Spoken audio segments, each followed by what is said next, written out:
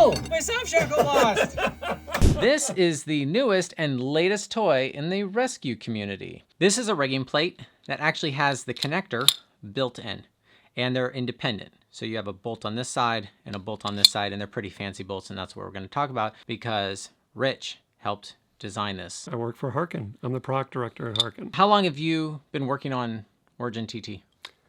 I think that project has been going on for nearly 3 years. Does it always take that long to bring a product to market? Not always. Sometimes. But a lot of times it does. I think it is going to be helpful to make a long video about this because he knows so much about it. I didn't want to make a 60-second short and go, wow, what happens if we do this? So we're going to talk about why things are happening as they're happening, because we're going to break from here, from both, sideways, and we're going to really understand this tool because he really understands this tool. So let's talk about how not to break something that I know is going to be stronger than they claim. You want to use a big fat pin because that way you know this won't break. However, that's not what this was designed for. And if you went with a pin like this, it's not going to sit in that groove that they designed to have a carabiner sized pin inside of. So this pin and this pin look roughly the same size. However, a bow shackle will not be the same shape when you're done with it. Even though you might not break it, this working load limit will deform it. These simple U-shaped chain shackles are something that can take abuse all the way up to maybe 90. So the first test we're going to do is going to be this smaller pin. I think this is 12 millimeters. That's what this was meant to have in here. It sits in there just fine. And we'll put a similar one over here. So we got a big fat load cell with a big fat shackle, which you can't get that little shackle on that big fat shackle. So we have all these reducers here. And that's a tiny soft shackle. However, I double wrapped it, which allows for, hopefully that doesn't break. It looks strong, but you never know because that might be stronger. Let's pull on just this eye and that pin to see what happens. Now you can think of this as two rigging plates. So it is redundant. Nobody considers this not redundant, correct? Some people probably, okay, wow. Okay, is you have to add a catcher. Because if you don't add a catcher, it won't catch. 6061 T6. T6 is the heat treatment of it. Okay. And that's how you get to the maximum strength of the material, is by the heat treatment. Okay. Is that the best heat treatment you can do to 6061?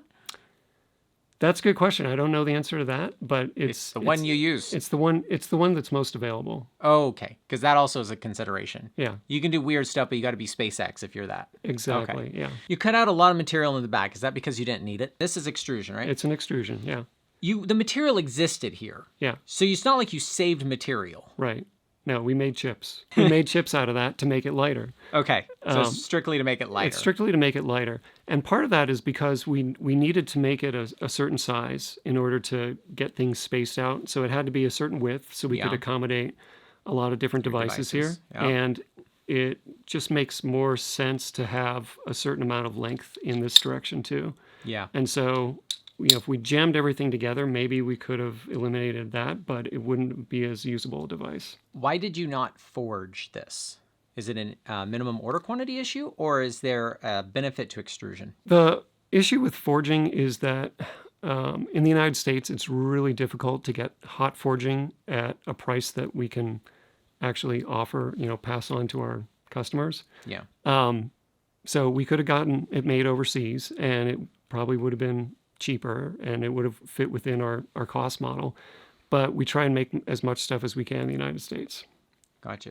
Because you have a lot of quality control over, you're like obsessed about every stage.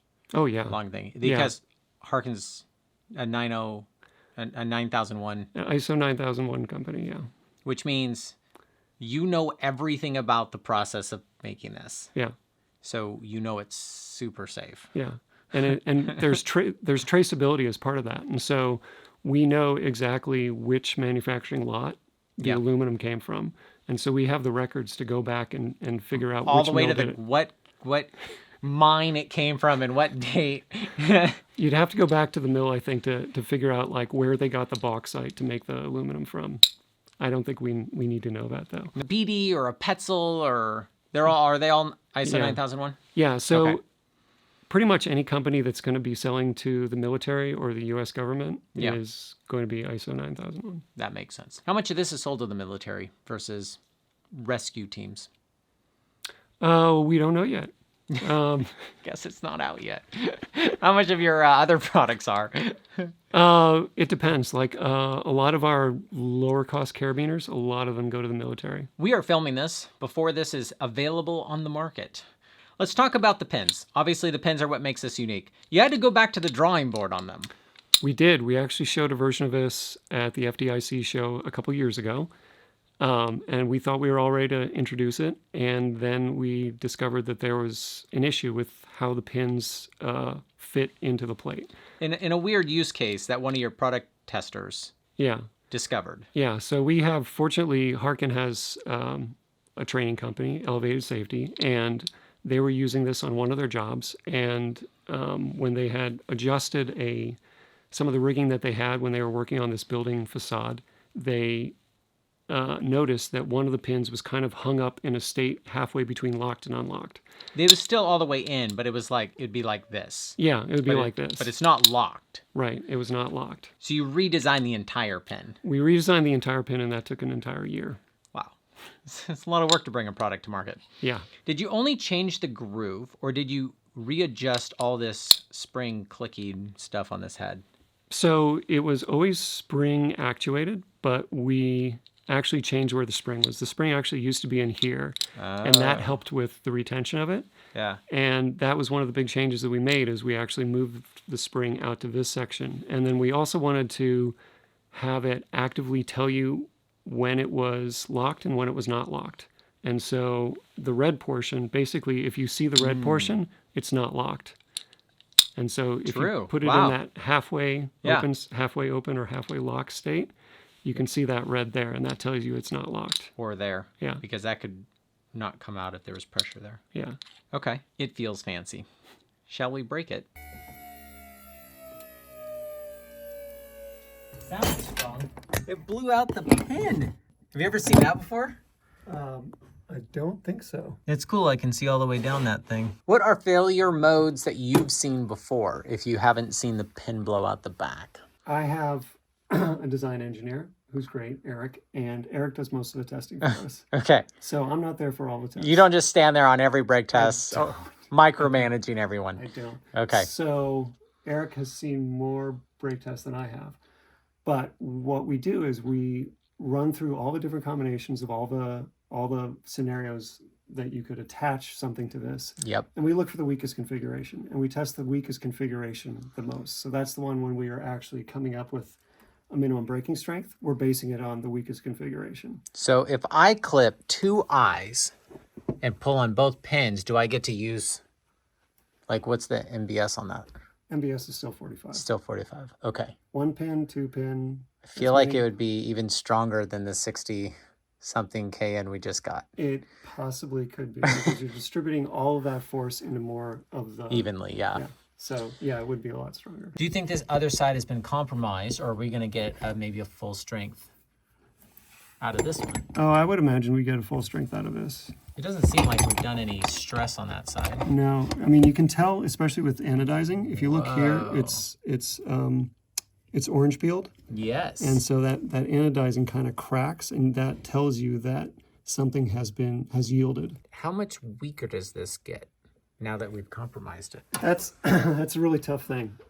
We've done lots of tests where we might have had an error in the test because we use these pins when we pull on any of these objects in a similar setup to what you have. Yeah. And sometimes those pins break because we've used them so many times that they've had enough stress in them that they break. And so we'll start the test again, and you've pulled this, but this didn't break. But that didn't break. But you've taken it up to X kilonewtons. Okay. And it's almost always lower than if we just start from scratch with a fresh test pin. Yeah, I'm glad I'm not the only one. That happens to me plenty. Explain what is G when you see G. G is general use for NFPA, and so that means pretty much any firefighter can use it and it's going to be strong enough for them. And what's the other rating? The other rating's T for technical use. So it'd be more of a lighter. It's usually lighter. So for a rigging plate, it would be I believe 22 kilonewtons instead of. But you have to have a lot more training to do something like that. That's the idea, is that it's a more highly trained person who's using that T-rated equipment. Okay. And explain to me your working load limit versus MBS. Sometimes they're 5 to 1, a 7 to 1, a 10 to 1, and anything to 1. Doesn't feel consistent. Yeah. And so it depends on the product, because sometimes what we've done before is like with pulleys, for example, what we'll do is we'll test how well they perform at different loads. And when we see a large degradation of like the efficiency of the pulley, that gives us an indication of where we should be rating it for a working load limit. With something like this, which doesn't have moving parts, you don't have a moving rope going over it, it's not as big an issue when we're talking about working load limit. And so generally we make a judgment call and we say, it's 5 to 1 or it's 4 to 1. There are industries that do have standards. So if you're using material handling equipment, like you're lifting stuff with cranes, they have specific standards that you have to have that. So if you're using any of these shackles, you'll see that there's a very specific proportion of what the load limit is versus what the minimum braking strength is. That makes sense. Which one's the year, 1983 or 2022? 2022. That's good. is the edition of the standard. The standard is 2500 parentheses 1983. This standard always used to be called 1983 and had nothing to do with the year, but they recently changed that, obviously in the year 2022, to make it part of the standard 2500. Made in the USA. Is every part of this made in the USA? Every part is made in the USA. Assembled in the USA? No, it's absolutely 100% made in the USA. There could be a pin or a spring in there that might be, but I think pretty much everything is made in the USA. All the important stuff. All the important stuff that is making sure that you don't drop a load. I don't see any necking in this area. So there's a good chance that if we pulled it that way, which is our weakest configuration, you would get a pretty good result. It would most likely break here anyways. Yeah, it'll break right there. And what scenario in real life would that be, where you have this and that loaded? One way that could happen is if you had each of these holes clipped into a sling that went to an anchor. One of those anchors would have failed, and so then, say this anchor fails, and then suddenly the rope on this side is going to get more tension on it. So this doesn't have to fail. Right. You're just pivoting what's holding it. Yeah. And so... so it's not unlikely to happen. It's pretty... unlikely for an anchor to fail. Okay. It's not impossible to happen. It's not impossible. It's plausible. So in this configuration, I had to use a slightly bigger shackle here in order to get over the pin and everything. So who did you have in mind when you designed this? So mostly it's for rescuers who are using 2-tension rope systems. And so they're using some kind of multi-purpose device, whether it's a clutch or a maestro, something like that. Something that allows people to use the same device to lower load as they would use it for progress capture to raise the load. So like we made videos with Tom Penley, and we talked about having a single operator, somebody operating both devices, because they love redundancies in rescue. And so you'll have 2 handles typically coming up. Yep. And this pin allows you to put the device in there. CMC sells the clutch. Harken helped design the clutch. They co-designed, co-made the clutch. Correct. Okay. So the clutch exists. And so you made this with the clutch in mind. Absolutely. And that was even before we started this project quite a while ago, before there was even an association between SMC and Harken. Oh, wow. Yeah. How long have they been the same company now? It's been about 2.5 years now. Okay, because Harken bought SMC. That's correct, yeah. Don't get that confused with CMC. Okay, so the clutch is not the only thing this works for. That's right. It works with something like the Maestro. You can even use just regular descenders, not the ones that have a pulley shiv in them. How long has the clutch been available? I believe it's 2018. It was introduced so well before this was even thought of. Oh yeah, absolutely. Because there hadn't been the technique called double clutching until the clutch came out. When people started using two clutches oriented vertically next to each other. So MPDs, you needed two operators. Yeah, absolutely. Because they're big devices, and the way that you operate them, it really takes two hands to do it. Okay. And so now that one person's operating two devices, more of these rigging plates are coming out to where it makes them compatible with being in that orientation that you want. What are carabiners made out of? Carabiners are usually made out of 7075 T6 aluminum. And why do you have the other aluminum in this one? It's cost. 6061 aluminum costs about half of what 7075 does. And you're using twice as much aluminum material in this, so it all comes out the same. No, so you have to build this up to be beefy. Yes, because to be the shape you want and to function. So there's no reason to use that much aluminum of that higher grade. Right. Yeah, it would. So the cost of 7075 is about twice what 6061 is. There's a strength difference between the two, but it's not twice as much. It's much smaller. Yeah. And there's so much more material here. Yes. That it's rated for what? 45? 45 kilonewtons. And is that required for the NFPA? No. 36 is the requirement for NFPA. Okay. But if you look at what's available in the market, we've kind of arrived at this place where all the manufacturers think that somewhere in the 45 to 50 kilonewton range is where we want to be for rescue. Yep. Because you know all those big whippers they take. Oh yeah, this is way cool. That's a good result. Oh man, I can smell it. What do you have in your hand? What components do you have? So this is the ear that the pin goes through, and this is the head of that pin. There's a spring inside there, and that spring is intact. One of the springs is missing, obviously. Well, that is fascinating. It was pulling on these retaining pins. Yeah. And so it's... you gotta there we go. It's the groove. Yeah, it just wasn't twisted yet. So you can see, if you look at this one, you can see that that's been yielded around that pin. Yeah. And so, because that was just a straight pull. And this one, it doesn't look like the metal yielded around that pin. And so even though it was in tension, it was really... all the force was going into this part right here. Yeah, you're still above that MBS. We still got a dent there. Where the material has yielded, so it's permanently deformed. We actually designed it so that you could take a larger carabiner and clip it into there, and then you can do what's called a pre-tension front tie and have this as a floating anchor point. Oh. And if you flip the carabiner around, would you be able to open the gate? Yeah. Yeah, this is a big... Yeah. It's a big carabiner. Huge SMC carabiner, so yeah, you can definitely fit something in there. Definitely don't want to use a carabiner. I know carabiners well enough. They would break first, which I guess is good. Version of this carabiner that goes to 70 kilonewtons? Yes.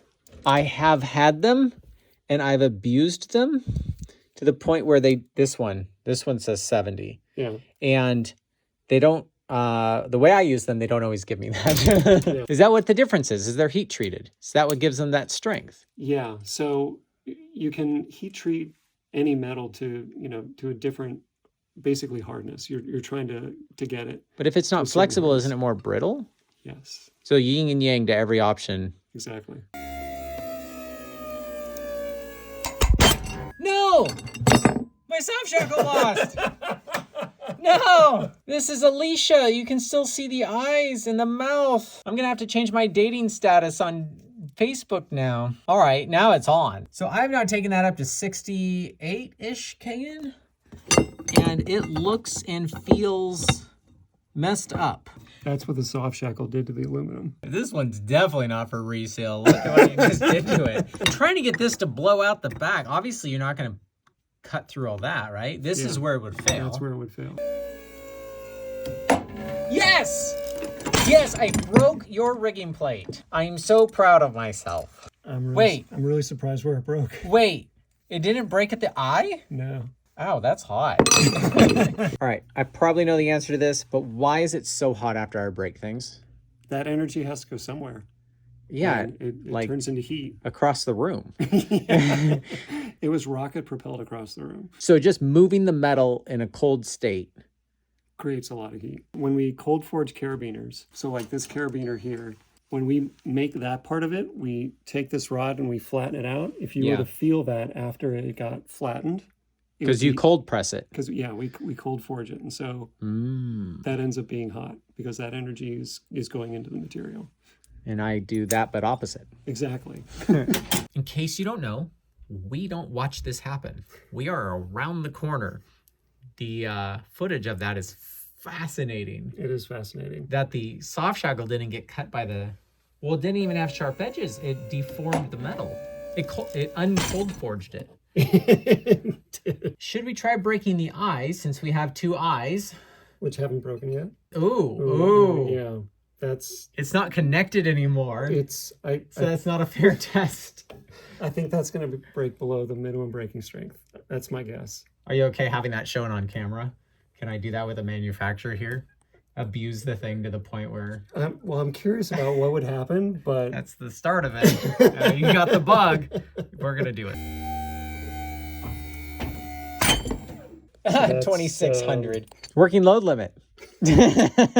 It did make the working load limit. This would have deformed so much that it would have done this and then pulled apart at some point. So it reoriented itself. And then there was a tensile failure there. Yeah, so it goes through a phase where it's bending moment that's acting on it, and then it turns into a tensile failure. You're telling me there's no way to break these eyes?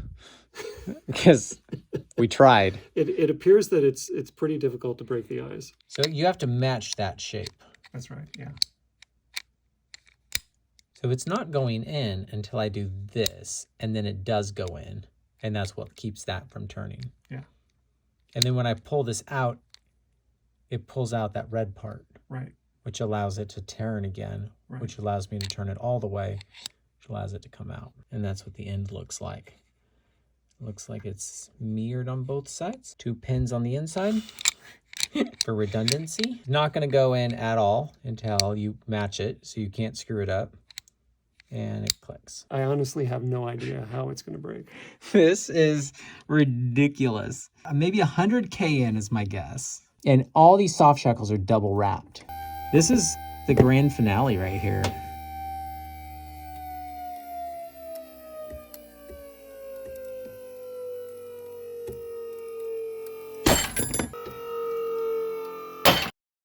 Oh, I didn't break my soft shackles! Oh man, it really smells. Yeah. Wow, it smells like fireworks. 25,650 pounds. Isn't that 100? It's over that, yeah. Yeah. Yeah. Where does all this stuff go when it breaks? There's a place in heaven for broken gear, I guess. Nice. There it is. That is a different shape. It is. You know, it's always that thing is after the test, you're like, oh, that totally makes sense. That's why there's so many YouTube engineers. Of course we knew that was going to happen. And the load was biased toward the middle. Yeah. Oh, wow. Look at the stress on the anodization. Yeah. It's fun unmaking gear. All right, so this is wild. I mean, besides the fact my soft shackle held, I just wanted to bring that up again. That is really cool how the pins broke. I guess it's really cool how they didn't break. They pulled through the aluminum body. Yeah.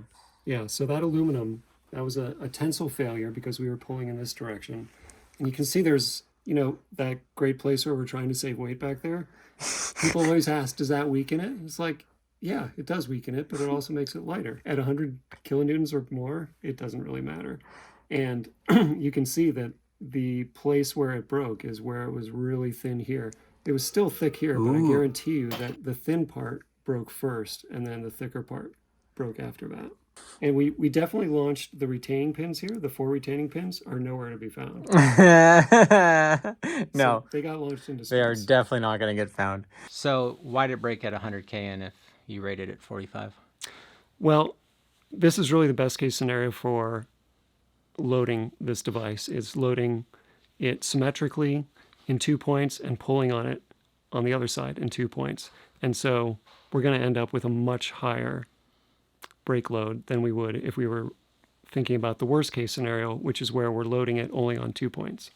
Now, sometimes a carabiner, for example, is rated for 22, 23 kilonewtons, but that's in a very specific predetermined orientation. As soon as you start doing worst case scenario for that, it gets much weaker and messier. So it's really hard to standardize that. With a rigging plate, you just have to think about all the worst case scenarios. Yeah, exactly. And so the way that we go through and test it is we actually do all the tests. We come up with all the different possible configurations that it could break in. We test them all. We find the weakest one, and that's what the minimum breaking strength is based on. Well, it's pretty helpful to get information from the product designer himself. So if you like this video, click things like that. Let us know in the comments. That does help give us good feedback. And this is something we're going to be stocking at hownot2.com and more rescue gear all the time. Thanks for joining us and sharing the information about this. Absolutely. Thanks. Cheers.